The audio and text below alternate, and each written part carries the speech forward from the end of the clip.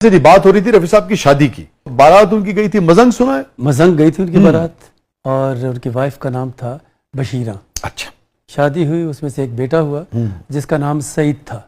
वो 3 साल का हुआ तो उन्होंने अपनी वाइफ को कहा कि मैं तो इस तरह अब मैं जाना चाहता हूँ, मैंने जाके वहाँ अपने प्रोग्राम करने हैं, गाने गाने हैं मैंने, तो आप भी मेरे साथ चले। तो उन्होंने कहा कि मैंने तो नहीं जाना, आप छोड़ दें इसको, आप यहीं रहिए। उन्होंने कहा नहीं मैंने तो जाना है।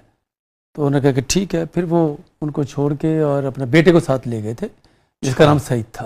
अच्छा अच्छा अच्छा। हाँ, तो बेगम साहबा उनकी पाकिस्तान में रह गई, वो पाकिस्तान में रह रफी साहब चले गए। रफी साहब चले गए थे। अच्छा जी।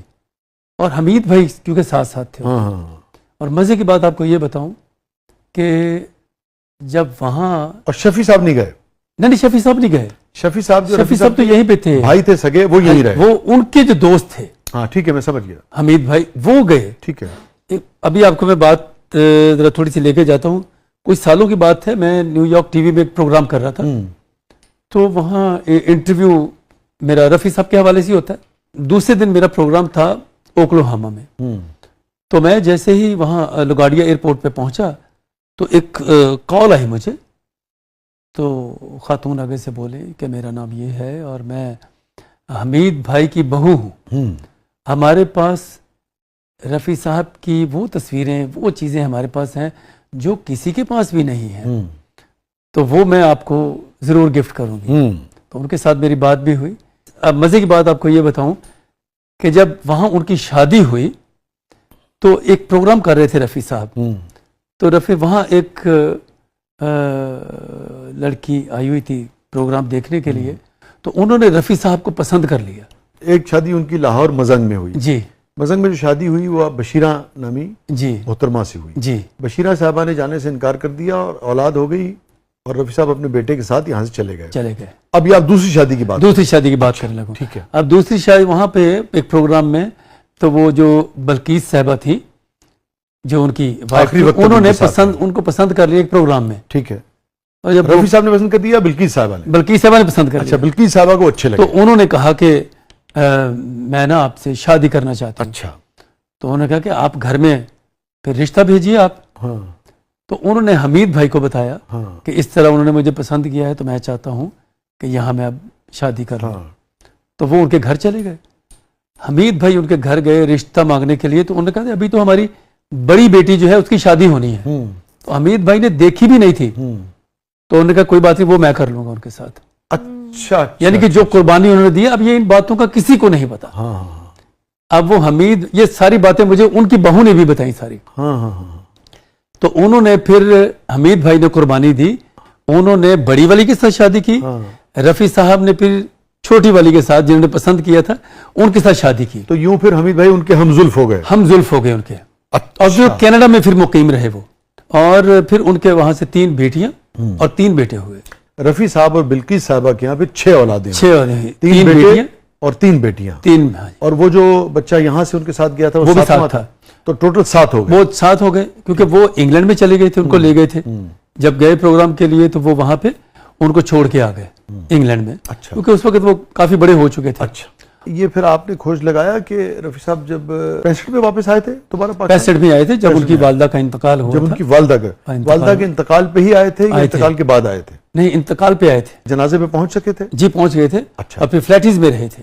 अच्छा, फ्लैट आज भी फ्लैट, वो तस्वीर उनकी जो लगी हुई है उनकी फ्लैट। ओके। जी, एक हफ्ता वो यहाँ रहे। हाँ। फिर रिकॉर्डिंग्स और प्रोग्राम्स आपको पता है, फिर वो वापस चले गए थे। तो उस वक्त तो मोहम्मद रफ़ी मतलब एक लेजेंडरी शख्सियत बन चुके थे। जी बिल्कुल ऐसे 65 तक। अच्छा, इसका मतलब ये है कि रफ़ी साहब और उनके बेटे चले गए, मगर उनके भाई, वालदा वगैरह सारी जिंदगी, वो सब पूरी फैमिली यहीं पे रही। वो तदफीन भी उनकी यही हुई? जी सब यहीं पे हुई। और वालदा साहबा की तदफीन कहाँ हुई है उनकी? यहाँ पे ये जो मियानी साहब है। अच्छा। वालिद साहब की भी और वालदा की भी। अच्छा, ये फरमाइए, इसका मतलब है कि जब रफ़ी साहब यहाँ से गए और 65 के करीब, वो 65 के करीब या 65 में ही? 65 में ही आए थे वो। 65 में ही, यानी कि जंग से कुछ अरसा पहले। जंग से कुछ अरसा पहले।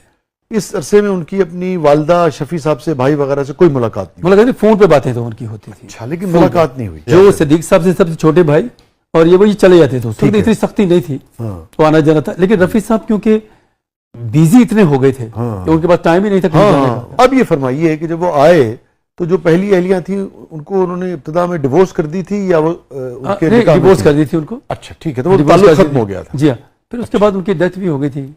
जी और जो बिल्किस साहबा थी उनके साथ फिर वो ताउम्र उनका फिर वो उनकी 2002 में उनकी डेथ हुई थी। 2002 में उनकी जी। death हुई थी। तो वो जो 6-7 दिन यहाँ रहे, तो कोई उस हवाले से कोई चीज़ आपके इल्म में है कि उन्होंने अपनी उन गलियों का, उन लोगों का, उस माजी को कैसे याद किया? को ख़ास बात, को ख़ास तस्करा, को ख़ास जुमला, को ख़ास नहीं, याद, वो- को ख़ास फरमाइश की हो, हाँ। कुछ खाने की, कुछ देखने की, किसी को मिलने की? हाँ, मेरे एक बड़े करीबी दोस्त, बुजुर्ग दोस्त थे, तो वो कहे कि हम मिलने के लिए गए थे उनको, तो भाई फ्लैटिस में। फ्लैटिस में, हाँ। कि हम मिलने के लिए गए थे उनको वहाँ, तो हमारी वहाँ मुलाकात हुई।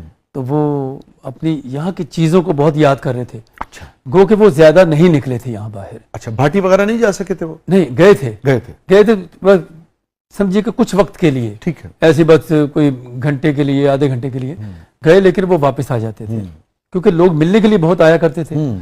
और ये जो हम म्यूज़िक के दोस्तों से बहुत मुलाकात रहती है, बहुत इनके साथ हमने काम किया है, तो बहुत सारी बातें जो है चलती हैं कि जब रफ़ी साहब आए तो यहाँ कुछ नाखुशगवार वाक़यात हुए, कुछ लोगों ने वो ऐसी कुछ बातें की जो जी, वो मैं खुद ही जिक्र नहीं करना चाहता था। जी नहीं, मैं उसकी तफसील में भी नहीं जाना चाहता। मैं सिर्फ ये जानना चाहता हूँ क्या वो दुरुस्त थी या गलत थी? वो दुरुस्त थी, तो मैं इसलिए उनका जिक्र करना भी चाहता, वो मेरे दुख होता है मुझे। हाँ, नहीं, खुद सबको दुख होता है है, मुझे। सबको ही दुख होता है। जी हाँ, सबको ही दुख होता है। जैसे आप बता रहे थे कि पकवान के पेशे से वो वाबस्ता थे, उनकी फैमिली जो थी, और इस पेशे से नहीं थी। इसी तरह से वो बातें भी उड़ा दी गई हैं, बन गई हैं, या वो उसके कुछ गवाह भी मौजूद हैं? नहीं, वो ऐसे ही, मैं कहता हूँ कि वो गवाह तो मेरे ख्याल में कोई भी नहीं होगा उसका। ऐसे बस अफवाहें सब उड़ाई हुई हैं, सीना बसीना ये चल करते, रहे हैं। हाँ जी, ऐसे मगर उसका गवाह कोई नहीं है। कोई भी नहीं है। अच्छा, कोई भी क्योंकि ऐसे ये बात नहीं मुझे समझ नहीं आती कि रफ़ी साहब जैसा और इतनी जिसकी रिस्पेक्ट हो, है। शरीफुन नफ्स इंसान, शरीफुन नफ्स, फरिश्ता और सिर्फ इंसान। फिर एक और चीज़ भी है कि जिन लोगों से वो बातें मंसूब की जाती हैं उनसे ज़्यादा तो कोई जानता ही नहीं था कि ये आदमी कौन है। जी बिल्कुल ऐसे ही। इतना बड़ा आदमी उनके शोबे का, तो वो कैसे उनके साथ ऐसी बात कर सकते थे जो कि उनको तकलीफ पहुंचाती? इसलिए मैंने हमेशा किसी से पूछा कि क्या किन्ने कीता है, या फलाना जो आप बात कर रहे हैं ये कौन इसका गवाह है, किसके सामने हुई, किसने देखा, किसने सुना? तो इसका मुझे सच्ची बात है कि जवाब कभी नहीं मिला। तो इसका कोई गवाह नहीं मिलता। नहीं, गवाह नहीं है। किसी ने अगर कोई उनकी दिल आजारी की हो, हाँ। तो इसका गवाह कोई नहीं मिलता, बस ये सुनी सुनाई बात। सुनी सुनाई बातें हैं ये। मैंने क्या कह रहे थे कि बात ये सच है कि वो उन्होंने कुछ एक दो दोस्तों ने उनके जो पुराने जानने वाले थे उनके, अच्छा। उन्होंने किया ऐसा काम, लेकिन वो बड़े दिल बर्दाश्ता हो गए थे यहाँ पे। आप ये कह रहे हैं कि ये सुनी सुनाई नहीं है, इसमें कुछ हकीकत भी है? हकीकत है, लेकिन उसमें बता रहा हूँ कि लेकिन उस वक्त वो थोड़ा दिल बर्दाश्ता हुए थे कि मैं यहाँ पे आया हूँ, दोस्त मिलने के लिए भी आए हैं, और कुछ ऐसे दोस्त भी जो जिन्होंने उनकी की है, लेकिन वो मैं आपको बता, मैं जिक्र नहीं करना चाहता कि वो बात हुई और बस। नहीं, मैं उस बात की तफसील में तो जा ही नहीं रहा हूँ। जो कुछ सुनने में आता है, ऐसा हुआ या नहीं हुआ? हुआ।